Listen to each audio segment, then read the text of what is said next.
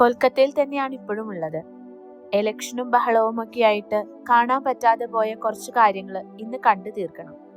അതുകൊണ്ട് തന്നെ നമ്മുടെ മൊത്തത്തിലുള്ള പ്ലാനിങ്ങിൽ കുറച്ച് മാറ്റം വരുത്തി ഇന്ന് അതെല്ലാം ഇവിടുന്ന് കണ്ടു തീർത്തിട്ട് നാളെ ഇവിടെ നിന്നും യാത്ര തിരിക്കാമെന്നാണ് കരുതിയിരിക്കുന്നത്. എലക്ഷന്റെ റിസൾട്ട് വന്നിട്ടുള്ള ആരവങ്ങളും ബഹളങ്ങളും മുഴുവനായിട്ടും ഇവിടെ നിന്ന് മാറിയിട്ടില്ല.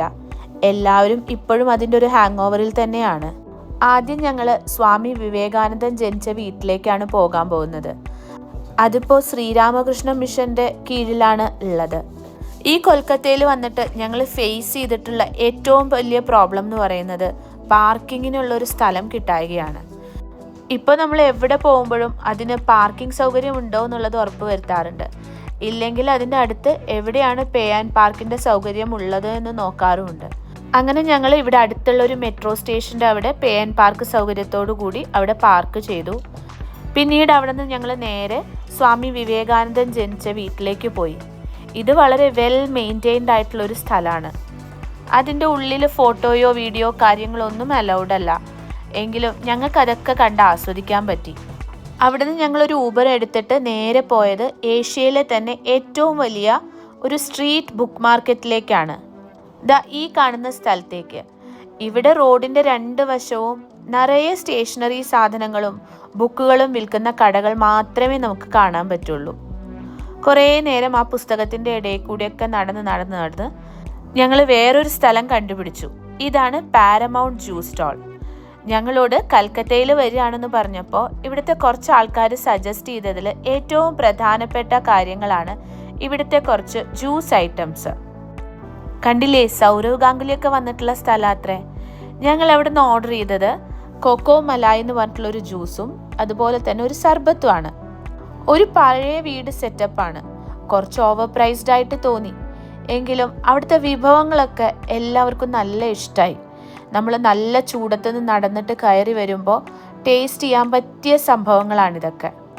കുട്ടികൾക്ക് ഏറ്റവും കൂടുതൽ ഇഷ്ടമായത് ആ കൊക്കോ മലായ് എന്ന് പറഞ്ഞിട്ടുള്ള ഒരു ഐറ്റം തന്നെയാണ്. അപ്പോൾ ആ കടയിലുള്ള പല സാധനങ്ങളും ട്രൈ ചെയ്യാൻ നമ്മൾ കുട്ടികളോട് പറഞ്ഞെങ്കിലും അവർക്ക് ഇത് തന്നെ മതിയെന്നായിരുന്നു പറഞ്ഞുകൊണ്ടിരുന്നത്. ഇത് കൊള്ളാം, ഇത് തന്നെ ഒന്നും കൂടെ ഓർഡർ ചെയ്യാൻ പറഞ്ഞുകൊണ്ടേയിരുന്നു അവർ. മറ്റേ സർബത്തിൻ്റെ ഐറ്റവും ഞാൻ വേഗം കുടിച്ചു തീർത്തു. അതും നല്ല ടേസ്റ്റ് ഉണ്ടായിരുന്നു.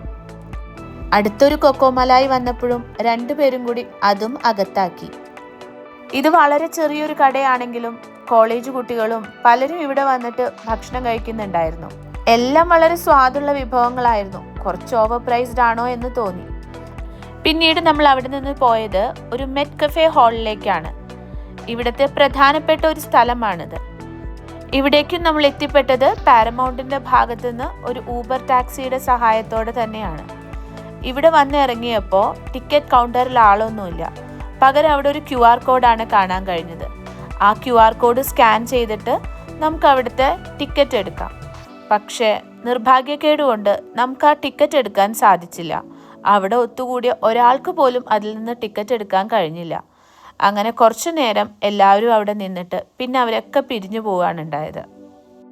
ഇന്ത്യയിലെ പത്രമാധ്യമ സ്വാതന്ത്ര്യത്തിന് സപ്പോർട്ട് ചെയ്തിരുന്ന ഗവർണർ ജനറൽ ആയിരുന്ന മെറ്റ് കഫേ എന്നുള്ള അദ്ദേഹത്തിനോടുള്ള ആദരപൂർവ്വമായിട്ടാണ് ഈ ഹാൾ ഇവിടെ പണിതിരിക്കുന്നത്. ഇവിടെ പലതരത്തിലുള്ള മീറ്റിങ്ങുകൾ ഇപ്പോഴും നടക്കാറുണ്ട് അത്രേ. കലാകായികപരമായിട്ടുള്ളതും സാംസ്കാരികപരമായിട്ടുള്ളതുമായിട്ടുള്ള പ്രധാനപ്പെട്ട മീറ്റിങ്ങുകളൊക്കെ ഇവിടെ നടക്കാറുണ്ടെന്നാണ് പറയപ്പെടുന്നത്.